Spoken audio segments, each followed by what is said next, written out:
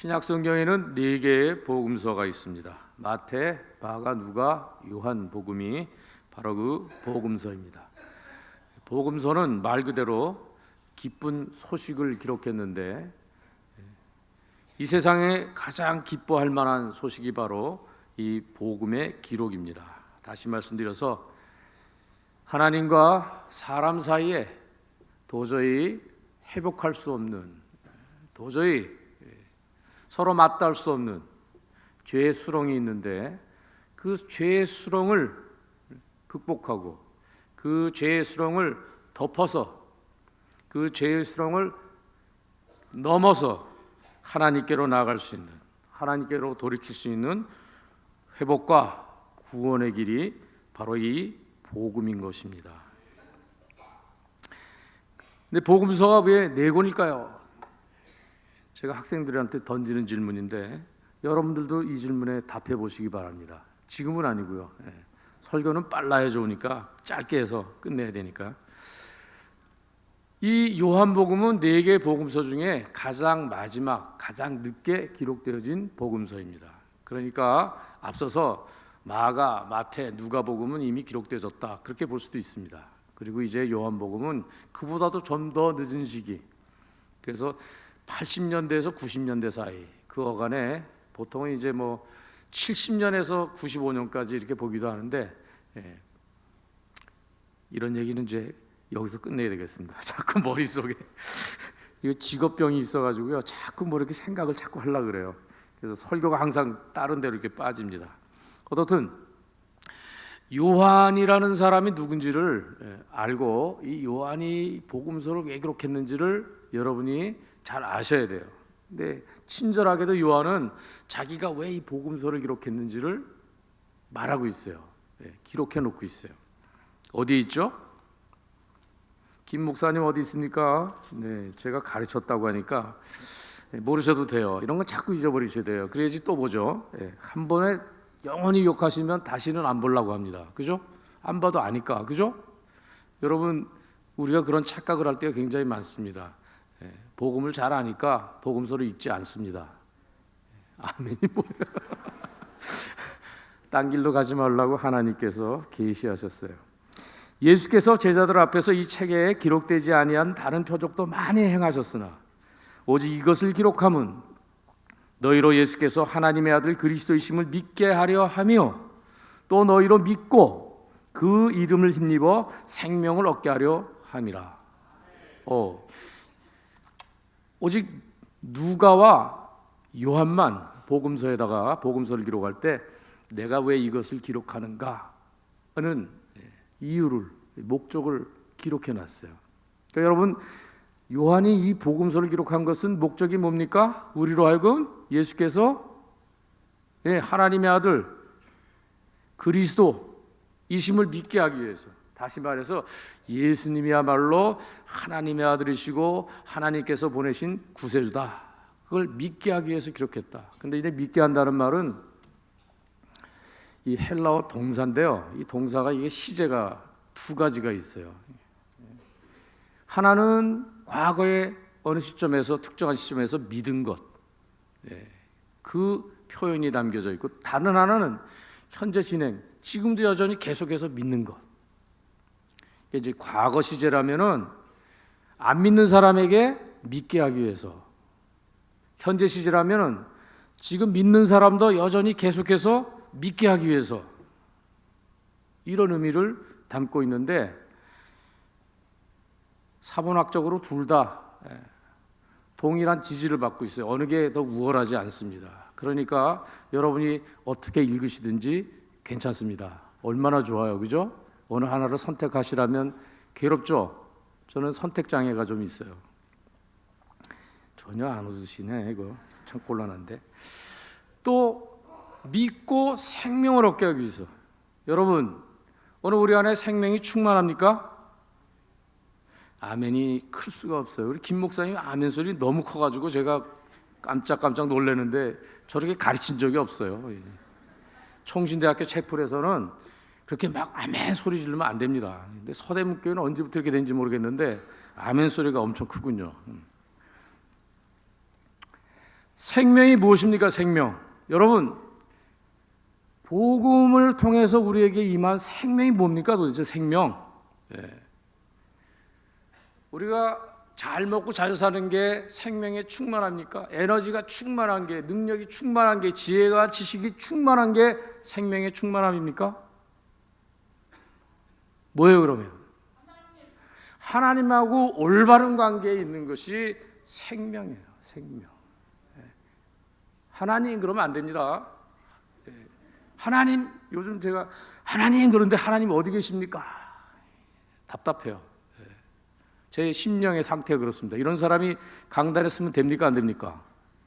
됩니다. 여기 섰잖아요. 지금 내려가려면 곤란해요. 진짜 30분은 채우고 내려갈 겁니다. 모가지를 끌어내려도 저는 버틸 겁니다. 이게 보통이 교회 리더십들도 이래요. 참 문제가 심각하죠. 어떻든 생명은 하나님과 만나는 것이고 하나님을 바라볼 수 있는 것이에요. 하나님을 볼 수 있어야지 그 생명을 자기가 갖고 있는 증거가 돼요. 여러분, 어떤 형편에 있든지 자기가 무엇을 하고 어떻게 살아가든지 하나님을 바라볼 수 있으면 그 사람 안에 생명이 있는 거예요. 근데 그 생명을 볼 수 있는 많은 길들이 있다고 사람들이 믿는데 성경은 한 길밖에 없다 이렇게 주장해요. 그렇게 가르쳐요. 그렇게 선포하고 그렇게 증거합니다. 오직 예수께서 그리스도이신 바로 그것, 십자가에 죽으셔서 우리의 모든 죄를 덮어버리신, 또 우리의 죄값을 지불하신 그 예수님이 아니고는 하나님께로 갈 수 있는 사람이 있다 없다? 없다. 그렇게 가르치는 거예요.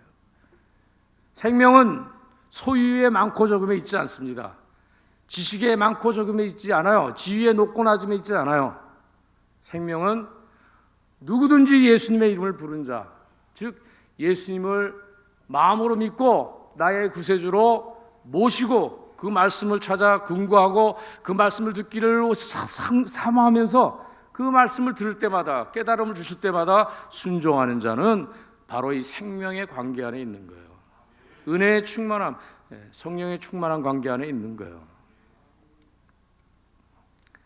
요한은 바로 이것을 위해서 이 복음서를 기록했어요. 맨 마지막에 기록했으니까 다른 거 다 참고해서 더 잘 기록했을 것이다 이렇게 생각하십니까? 전혀 그렇지가 않으신 것 같네요. 어떻든 맨 마지막에 기록했는데 더 놀라운 사실은 이 맨 마지막에 또 있어요. 요한복음 맨 마지막에 보시면 이 일들을 증언하고 이 일들을 기록한 제자가 이 사람이라 우리는 그의 증언이 참된 줄 아노라. 예수께서 행하신 일이 이 외에도 많으니 만일 낱낱이 기록된다면 이 세상이라도 이 기록된 책을 두기에 부족할 줄 아노라. 안다는 게 굉장히 중요하죠.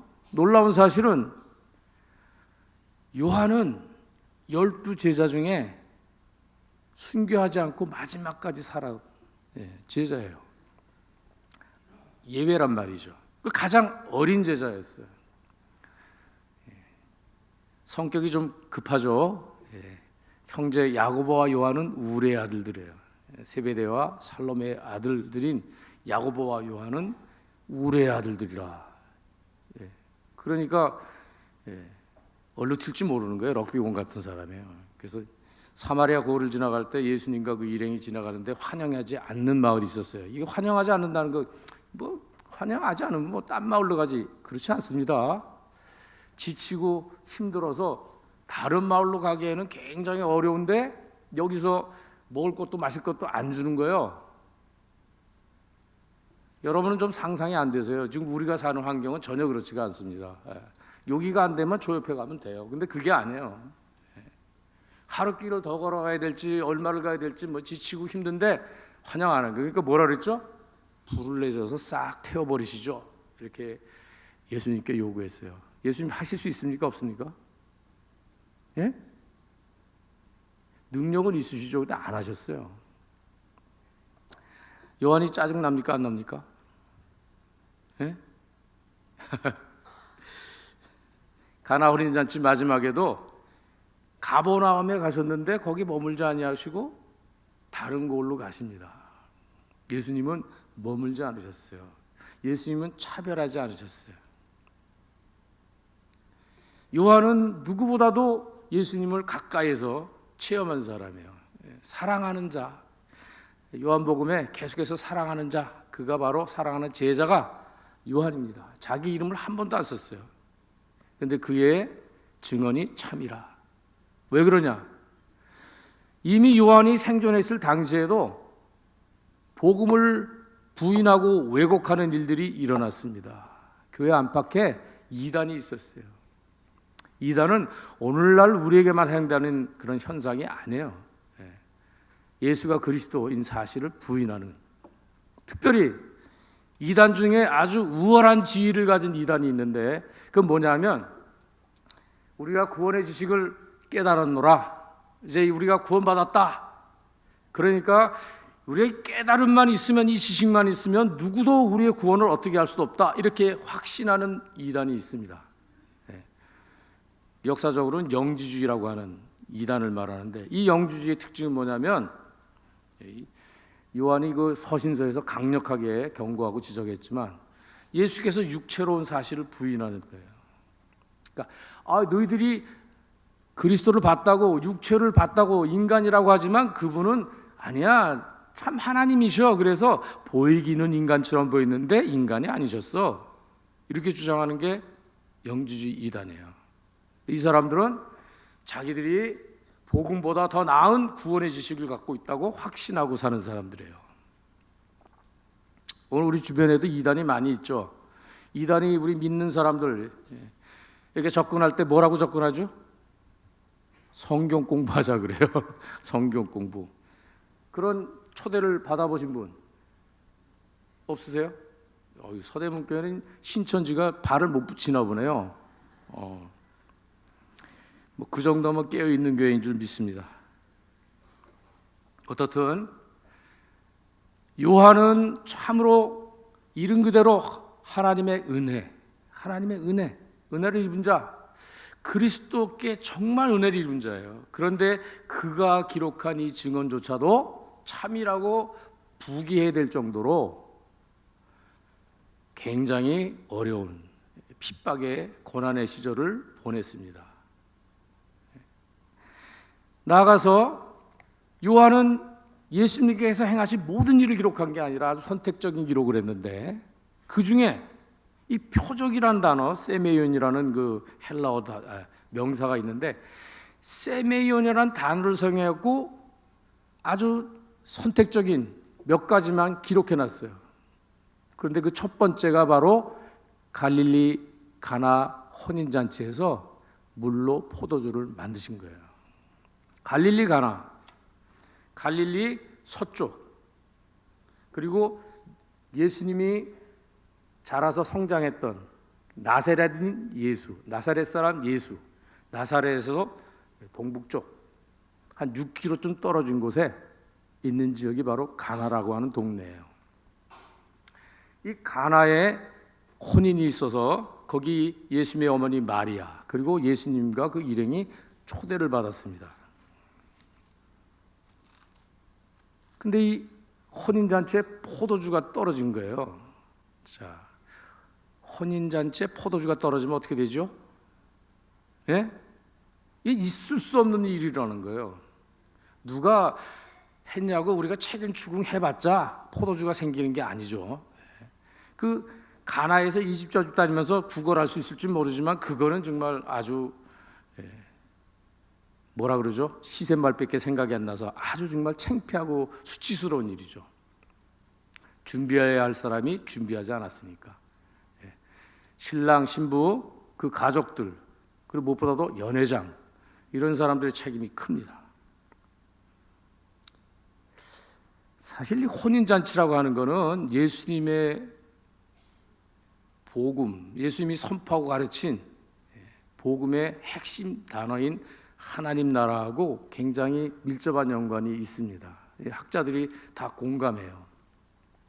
혼인잔치야말로 하나님 나라가 이 땅에 임한 사실을 가장 이해하기 쉽게 하는 현장이다, 현실이다, 체험이다, 이렇게 봅니다.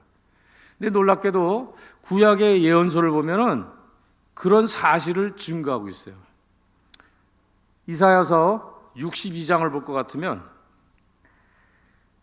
이스라엘의 회복을 다시는 너를 버림받은 자라 부르지 아니하며 다시는 내 땅을 황무지라 부르지 아니하고 오직 너를 헵시바 나의 기쁨이 그에게 있다 라고 하며 내 땅을 비울라 결혼한 여자라 하리니 이는 여호와께서 너를 기뻐하실 것이며 내 땅이 결혼한 것처럼 될 것입니다.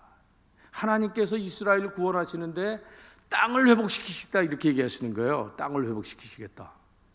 아니 사람을 회복시키셔야지 땅을 회복시키십니까? 그렇게 생각하지 않으세요?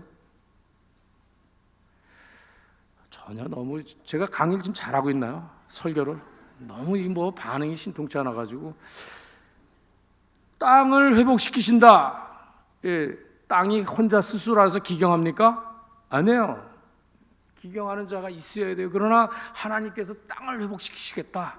아모스 9장에 가서 볼 것 같으면 아모스는 이렇게 예언합니다. 여호와의 말씀이니라 보라 날이 이를지니라 그때 파종하는 자가 곡식을 추수하는 자의 뒤를 이으며 포도를 밟는 자가 씨 뿌린 자의 뒤를 이으며 산들은 단 포도주를 흘리며 작은 산들은 노구리라. 내가 내 백성 이스라엘에 사로잡힌 것을 돌이키리니 그들이 황폐한 성읍을 건축하여 거주하며 포도원들을 가꾸고 그 포도주를 마시며 과원을 만들고 그 열매를 먹으리라. 내가 그들을 그들의 땅에 심으리니 그들이 내게 준 땅에서 다시 뽑히지 아니하리라. 내 하나님 여호와의 말씀이니라. 제가 재건축 2번 해가지고 강남에 살고 있습니다. 근데 재건축 딱지 사갖고 그렇게 된 게 아니고요. 하나님이 그렇게 인도해 주셨어요. 오늘 근데 이 본문의 말씀을 보면은 이거 내가 잘 사는가 잘못 사는가 굉장히 좀 질문이 많아집니다.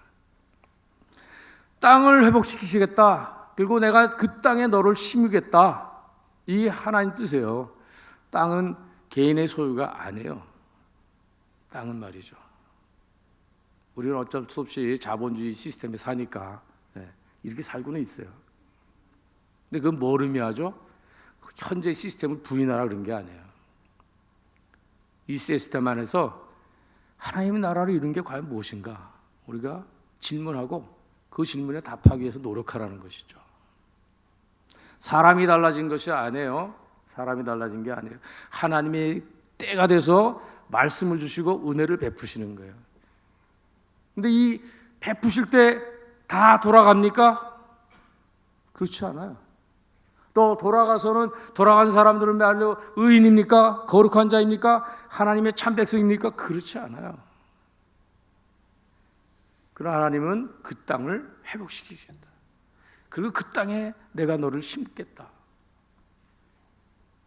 내가 수고한 대로 그 열매를 먹고 마시게 하겠다. 여러분, 우리가 여기서 수고하고 힘쓰지만은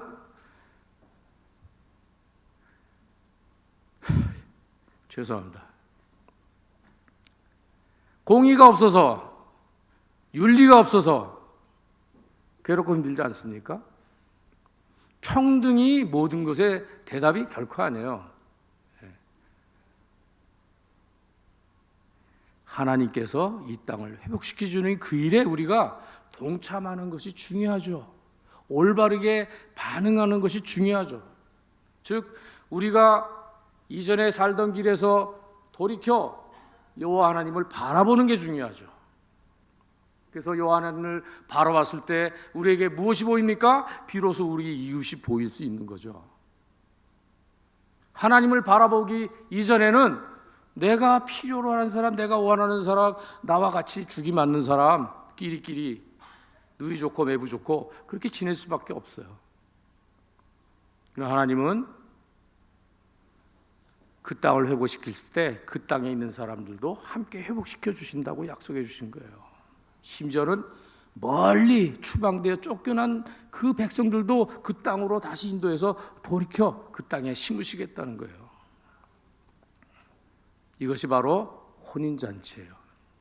예수님이 오셔서 우리에게 혼인잔치를 배설하십니다. 자, 누구든지 오라. 와서 나와 먹고 마시자. 그런데 이 먹고 마시는 것은 그냥 느끼고 누리고 즐기는 것으로 끝나는 것이 아니고 나를 통해서 하나님께 나아가 하나님과 영생의 관계에 머물러야 하는 것이다. 그냥 한번 구원받았다, 체험했다, 내가 구원의 지식을 깨달았다, 그것으로 그치는 것이 아니고 계속해서 구원을 이루라는 사도 바울의 명령처럼 내가 내 구원을 이루라. 내가 다른 사람에게는 복음을 전하고 복음을 가르치고 그 사람들을 구원으로 이끈 다음에 내가 버림을 받을까 두렵다. 죄인 중에 괴수라. 바울이 죄를 많이 졌습니까?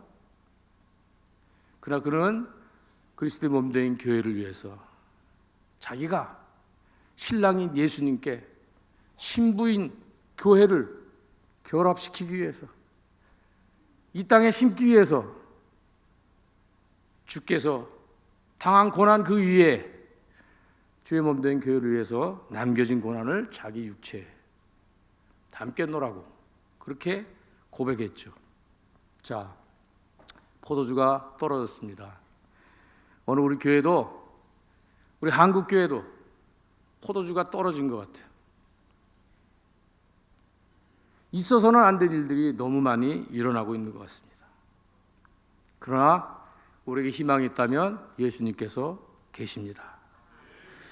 어머니가 말했어요. 하인들에게, 야, 무슨 얘기를 하든지 그냥 말한 대로 그대로 행하라.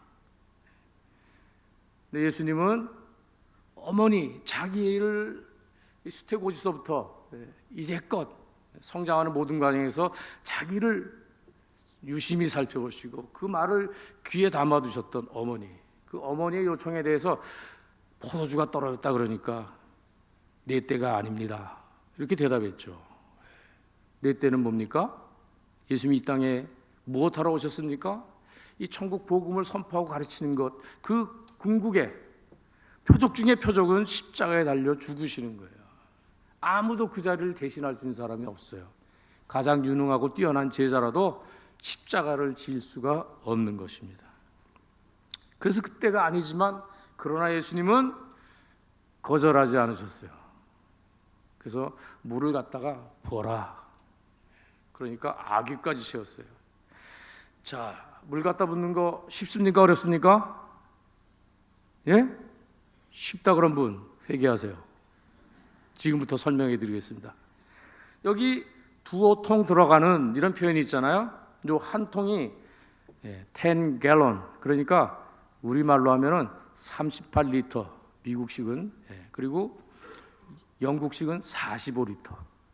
자, 그러니까 페트병 2리터짜리 하나가, 이 두 개가 한 갈론이라고 보면 돼요. 두 개 정도. 2리터? 2리터 훨씬 넘지. 그렇죠. 두 배가 되겠습니다. 그리고 10개니까 이게 20에서 3, 가만히 있어봐. 20에서 30, 20 곱하기 2. 40에서 60리터가 되는 거예요. 한 통이 40리터 혹은 60리터. 그게 6개 있어요. 그러니까 240리터에서 360리터. 제가 초등학교 2학년을 지나간 지 하도 오래돼가지고 지금 가물가물합니다. 2학년 때 구구단을 배웠어요, 제가. 어떻든 페트병 6개짜리 이거 저기 장 보고서 이렇게 들어보신 분, 장로님들 죄송합니다. 저도 좀 힘들어요. 근데 손하고 힘이 떨어져갖고 좀 힘들긴 한데 이거 6개 들고 가는 게 굉장히 어려운데 이거를 무려 40번 혹은 60번을 들고 다녀야 되는 거예요.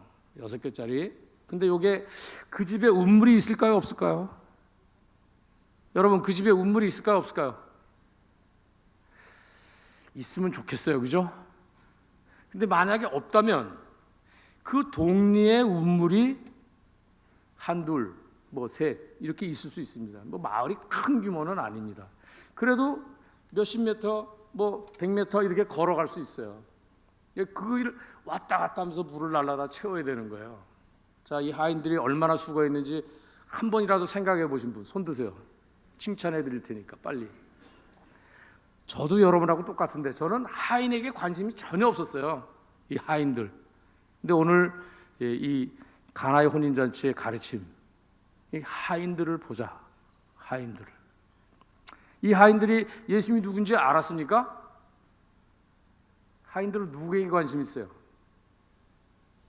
예, 신랑 신부 집주인 자기들한테 나중에 돈 줄 사람이 관심 있죠. 연회장 관심 있죠. 저 사람이 말 잘해줘야지, 평가를 잘해줘야지 저한테 뭐가 정당한 대가가 올 거 아닙니까? 그런데 이 하인들이 예수님 어머니 마리아 와가지고서 야, 시키는 대로 해라. 그래서 자기네들 아무것도 모르는데 포도주 떨어진 거는 알았죠. 다 알았으니까 예수님 어머니 말이만 아는 게 아니에요. 그래서 물을 갖다 붓어요. 막 낑낑대고 같은 날 열심히 땀 흘려서 와서 붓더니 그 다음엔 가주라, 나눠주라는 거예요. 그래서 물을 떠다 그냥 줬어요. 자기네들은 시키는 대로 하라 했으니까. 그랬더니 그 포도주를 먹고 야, 너는 어떻게 아직까지도 이렇게 극상품의 포도주를 내놓는가? 막 칭찬하는 거예요. 하인들의 마음에 무슨 생각이 들었을까요? 에? 뭔 일이지? 자기들이 아는 그 돌 항아리에 채워진 건 뭐였어요? 물이잖아요, 물. 근데 뭐가 됐습니까? 최상품의 포도주라 그러는 거예요. 하인들은 황당합니까? 황당하지 않습니까? 예. 기분 좋아요, 나빠요?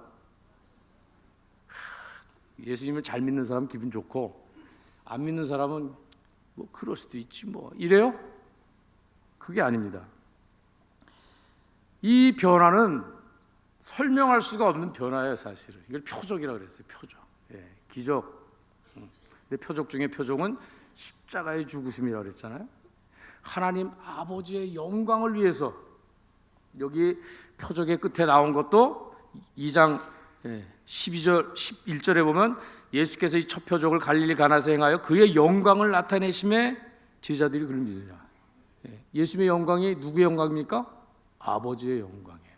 이 영광의 정점은 어디에 있습니까? 영광의 드러남. 이 구약과 신약의 모든 계시의 정점이 뭡니까? 십자가예요, 십자가. 십자가의 비밀을 모른다면 이거 아무것도 아니에요. 유대인들은 표적을 구하고 이방인인 헬라인은 지혜를 구해요. 무엇을 위해서? 구원, 자기의 안전, 자기의 만족을 위해서, 자기의 위로, 자기의 회복을 위해서 표적과 지식을 구해요. 그러나 십자가 외에는 이런 것이 없는데 세상 사람들은 절대로 그걸 인정할 수가 없어요. 자기들이 원하는 것, 자기들이 필요한 것, 자기들의 부족을 채워주는 것, 그것을 기대하고 있는 것이죠. 그러나 하나님의 영광은 십자가를 통해서 완성됩니다. 그래서 여기 하인들은 진짜 당황했어요. 수고한 것까지는 뭐 내가 대가를 받으면 되니까 정당한 대가가 있을 것이다 기대하면 됐는데 물이 포도주가 됐어요. 자, 더 놀라운 사실은 이 하인들은 다시는 성경에 등장하지 않습니다. 여러분들은 어떻게 생각하십니까? 여러분들 이 하인과 같이 되시고 싶으세요? 난 절대 아니라고 생각하시죠? 근데 오늘 우리는 이런 하인들이 필요해요. 하나님 말씀 듣기를 즐거워하고 하나님 말씀 듣기를 다른 무엇보다도 우선적으로 행하고 말씀을 읽고 기도하고 항상 주님을 향해서 주께 나가고, 그래서 그 말씀을 들으면 순종하는 자리에 머무는, 다 알 수는 없었어요. 그러나 우리가 기왕에 우리는 먼저 믿는 사람으로 아는 것이 많아요. 잠깐만 무릎 꿇고 잠깐만 말씀을 읽으면 하나님 뜻을 깨닫는 건 크게 어려운 게 없어요. 우리 마음에 그 말씀이 들어올 때 그 말씀에 순종해요. 다른 것 기대하지 않고 정말 하나님의 말씀에 순종할 때 하나님께서 이 땅을 회복시키시고 이 땅에 하나님의 구원을 이루신다는 믿음만 가지고 그 일을 할 수 있으면 좋겠어요. 하나님께서 말씀하신 일에 묵묵히 충성하기 위하여 먼저 예수께 나가서 그 음성 듣기를 힘써야 할 때입니다. 우리 중 누가 먼저 순종함으로 주를 기쁘시게 할 것인가? 이 말씀에 주목할 수 있기를 바랍니다. 이 세상을 버리지 아니하시고 끝까지 포기하지 아니하시고 구원하시는 하나님의 구원의 그 능력과 그 놀라운 은혜 안에 순종의 자리를 만드셔서 참으로 위로와 회복을 통하여 감사와 기쁨이 충만하기를 간절히 소원합니다. 자, 함께 찬송가 438장 부르시겠습니다.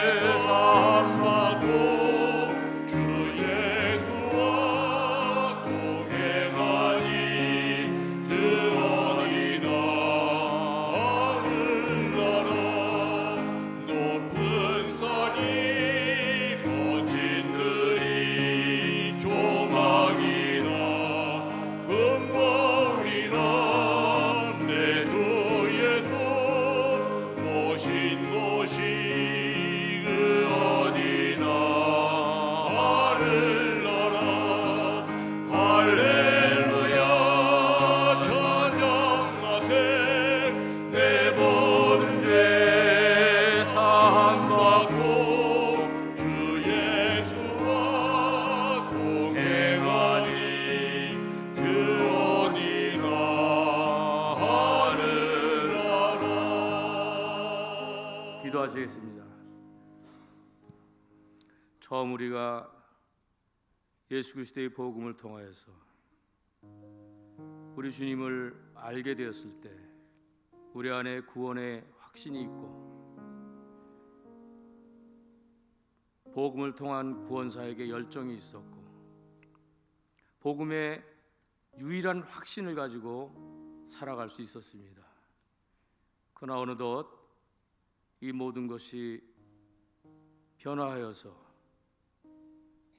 개인적인 야망과 종교적인 야망 그리고 교만의 자리에 올라 복음의 유일성을 사모하고 안타까이 증거하기보다는 배타적이고 독선적인 그런 삶을 살아가고 있는 우리의 모습을 주님 앞에 내려놓습니다. 하나님 아버지, 정말 저희들이 처음 사랑을 버리고 하나님 앞에서 교만히 행하는 이 모든 죄악을 주님 앞에 회개할 수 있도록 은혜를 더하여 주시옵소서. 먼저 믿는 자에게 요구하시는 참 정직함과 성실함과 겸손함이 우리 안에 다시 한번 은사로 자리 잡게 하여 주시옵소서. 이 땅을 회복시키시고 그 땅에 하나님의 백성들을 살게 하시며 그들의 모든 수고와 노력을 그들의 것으로 돌리게 해주시는 하나님 아버지, 오늘 우리가 주의 이름으로 모여 주님의 영광을 찬양하고 또 주님의 은혜 안에서 다시 한번 회복되기를 소원합니다. 하나님, 참으로 이 교회가 구원의 방주가 될 수 있도록 이 땅의 모든 사람들이 구원받아야 할 영혼들이 찾아 나오는 주님의 몸된 처소가 될 수 있도록, 주께서 머무시는, 그래서 영생이 가득한 하나님의 나라가 될 수 있도록 은혜 베풀어 주시옵소서. 이제는 우리 주 예수 그리스도의 은혜와 하나님 아버지의 사랑과 성령의 교제, 교통 역사 충만하심이 주님 앞에서 다시 한번 머리 숙여 회개하며 주의 말씀 듣기를 사모하고 그 말씀 듣는 대로 순종하기를 다짐하는 하나님의 귀한 권속들 가운데 영원토록 함께 있을지어다. 아멘.